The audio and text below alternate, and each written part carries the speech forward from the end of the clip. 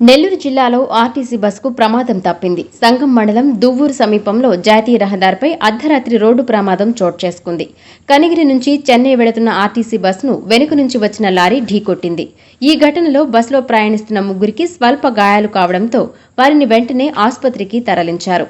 సమాచారం అందుకున్న వెంటనే సంఘటన స్థలానికి చేరుకున్న ఎస్ఐ రాజేష్ సిబ్బందితో కలిసి సహాయక చర్యలు చేపట్టారు. మిగతా ప్రయాణికులను సురక్షితంగా వేరొక బస్సులో గమ్యస్థానాలకు పంపించారు. జాతీయ రహదారిపై ట్రాఫిక్ కి అంతరాయం లేకుండా పోలీసులు చర్యలు తీసుకున్నారు. ఘటనపై కేసు నమోదు చేసి దర్యాప్తు కొనసాగిస్తున్నారు.